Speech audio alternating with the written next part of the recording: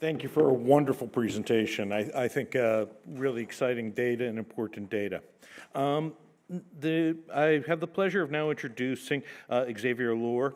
He is the director of the Cancer Screening and Prevention Program and Colorectal Cancer Prevention Program at Yale University School of Medicine, as well as co-director of the Cancer Genetics and Prevention Program for the institution. And he is going to be speaking about molecular subtypes of colorectal cancer associated with early onset disease.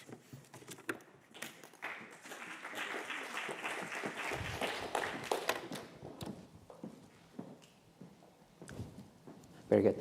Good afternoon. Thank you to the organizers for inviting me. It's a pleasure to be here, but I really want to especially thank the patients and their families and how they really help us keep focus on what we're doing and give us the strength to keep going on this, hopefully to make a difference, if not today, in the future.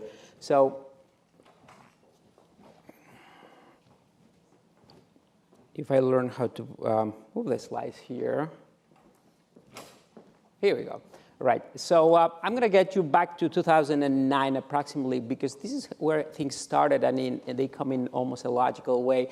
So there's a group of us who were studying colorectal cancer in different Chicago institutions, and we're really concerned about exactly this, which is even though that we were seeing this decrease in incidence of colorectal cancer, steady and nice decrease, the gap in between the African-American population and the non-Hispanic whites and actually the rest of the population was as wide as it had ever been. So we really became concerned about this and got us really together to start thinking about what we could do to address this.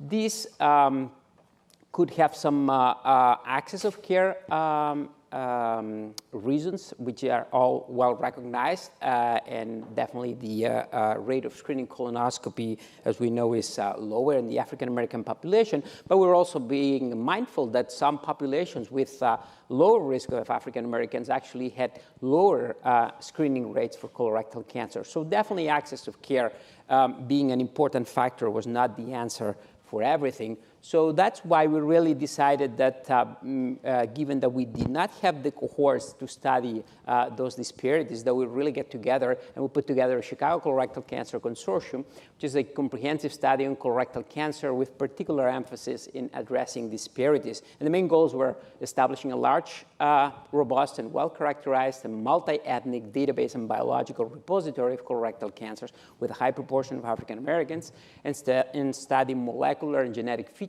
of colorectal cancer, their interaction with nutritional, behavioral, and toxic exposures. And by design, we really wanted to capture patients who were living in the same area, but in an area that would include different ethnic groups. And therefore, again, by design, we decided to enroll patients in 5 institutions that were basically caring for the inner city population, with in red the lower rates of socioeconomic development. So really, most of them in the lower socioeconomic status, but again, mixed cohort with a heavy presence of African Americans. And we studied several things, and one of the cohort was retrospective and prospective recruitment, and there were several things that we started noticing right away, and one of them was exactly this. This is African-American group, and this is the non-Hispanic whites, and we compared here 2002 to 2000 to 2002 to the 2011-2012 patients enrolled, and what we saw is a significant decrease in the age at diagnosis. That had gone down to 61, which is lower than the 65 that SEER data was reporting for African Americans. We saw the same thing for non-Hispanic whites. It went down to 62, and that was definitely much younger than the SEER data was reporting for the non-Hispanic whites. So seeing this, certainly, again, we are in the inner city, so we decided to look at the broader area, which is the Cook County, which includes the entire city of Chicago. So that includes many more affluent patients and some of the surrounding suburbs too. And even though the data was not as striking, the trend was exactly the same. So Here we have less than 55 instead of 50, but up to 19.9 for African Americans and 13.6 of non-Hispanic whites were being diagnosed at ages less than 55. So again, the inner city, we were seeing the youngest diagnosis, a little bit older when we're taking into account the entire county. But again, the same phenomenon, which was that decrease that we've seen so confirmed in the data that Becky Siegel has been showing us. So several things that we noticed of these data, particularly looking at African Americans, which was the relationships of distal and proximal location. And what we could see here is that distal individuals who were presenting with distal colon cancer were younger at diagnosis. There were also some other trends, but basically that was really the more striking one, younger age at diagnosis for individuals with rectal cancer. We looked at some of the environmental factors, and as we've heard before, there are very few things that we really can control when it comes to environmental factors. They did not reach statistical significance, but we could see that actually for distal cancers, we saw a trend of more obese individuals and more smokers and alcohol consumption.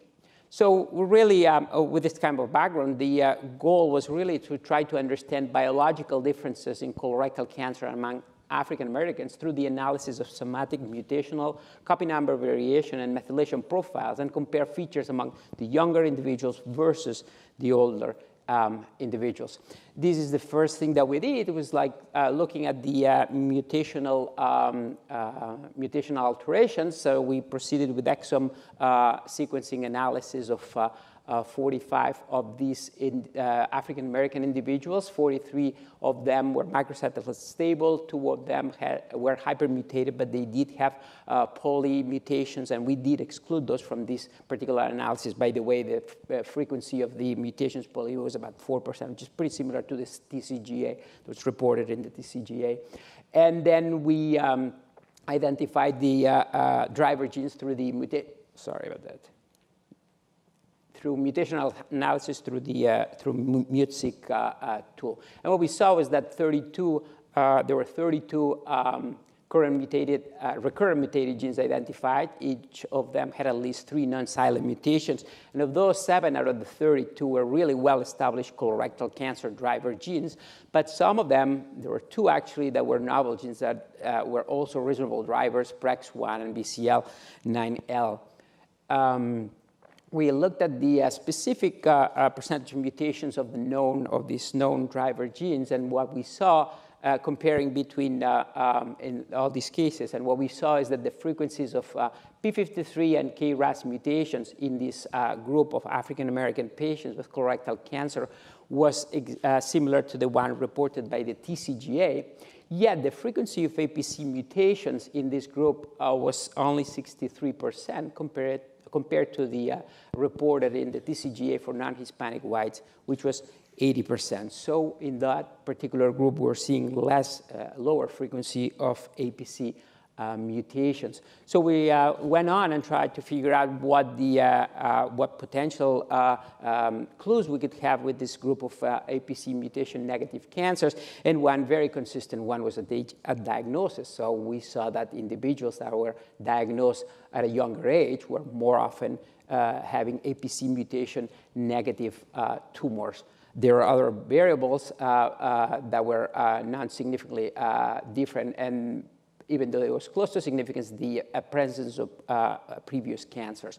But anyways, then we went back to the TCGA asking the same question, and we looked at 219 non-Hispanic whites that were not hypermutated.